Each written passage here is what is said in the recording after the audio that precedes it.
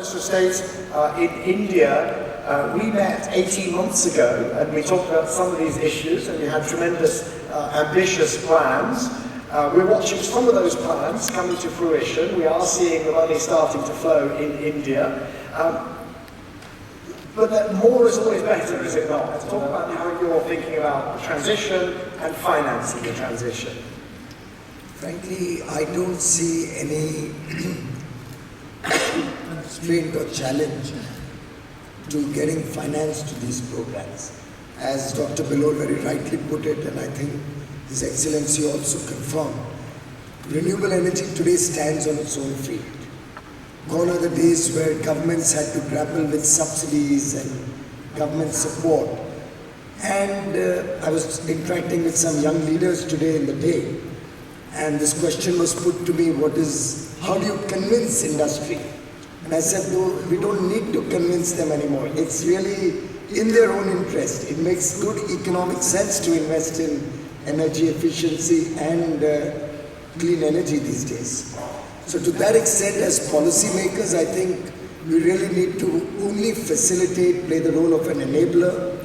Just make sure the roadblocks are not there. Just make sure that your policy is stable, it gives consistent returns, it's simple to understand.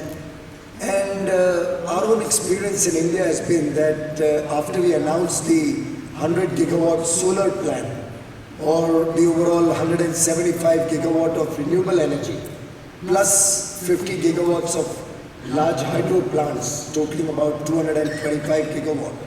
We've only seen the interest grow, prices come down to much more reasonable levels, and today, in terms of cost of power generated from renewables, we're almost at par or slightly more than what it costs us to produce fossil-based power. So to that extent, I think market dynamics will take over. My own experience in the energy efficiency field has been that once I remove the subsidies from the system and let there be a market-driven approach, we were able to bring down the price of LED bulbs by about 88% in under 2 years. And this 88% reduction has actually made our LED program probably one of the world's biggest programs. Also helped the consumers, by the time I complete my program in 2019, save about $6.5 billion annually in their electricity bills. And what will be pleasing for all my colleagues here on the panel, we will be reducing carbon dioxide emissions by about 80 million tons every year.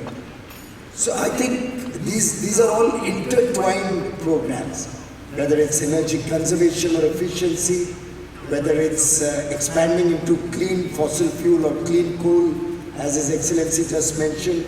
I was sharing with Dr. Belur earlier today that in India, while we very much want to engage more and more with renewable energy, we are also grappling with affordability. And we are grappling with the base load syndrome. Until we are able to really take care of the base load with alternate technologies, for some time we will need to continue to depend on coal. But we can do it smarter. We can, as you rightly pointed out, look at cleaner coal technologies. Look at coal to gas to support us. We are very seriously looking at all the old coal-based plants. Now, the pollution levels of these older plants, more than 25-year-old plants, is about 10 times what a supercritical plant today emits. Now, when I replace the investment I do in replacing those old plants is really far more value-adding in terms of climate change than even setting up a new renewable facility. So it's a mix of different programs. As Dr. Fatih Belur rightly said, we'll have to look at a comprehensive, a very holistic approach. Look at where the transmission grids, what level of power they can accommodate, what improvements need to be done to strengthen the grids. And I suspect that the way the cost curve is moving, over the next 5 to 7 years, all the INDCs that every country in the world has given may actually have to be rewritten for the better, given the changing dynamics. Could I ask you, while we have everybody here, there's a lot of concern in the wake of the US elections about the climate process. And if, we don't know, we have no idea really what the US is going to do, but if the US were to be less committed going forward, there's concern that India too would be less committed. That's fact number one. If I could just add another fact.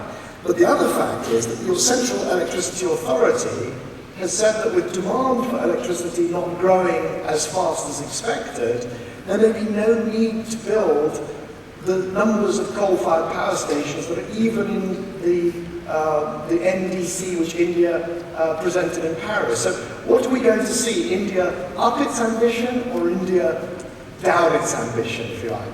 Let me take both the points in sequence. As far as the first question is concerned, on a lighter note, India doesn't interfere in other countries' political processes. The people have elected a leader and we respect that. But India's commitment to a clean environment and to climate change, the fight against climate change, to supporting renewable energy, is an article of faith with the leadership in India and with the people of India. It's not something we are doing because somebody else tells us to do that. So irrespective of what other countries do or do not do, India stands committed to the path of clean energy. We believe we are actually just going back to our roots. Yesterday I visited Masdar city, and a lot of the architectural elements that I saw there were from the traditional architectural designs which used to prevail maybe a few centuries ago. So in some sense we are only going back to our roots when we look at cleaning up the environment.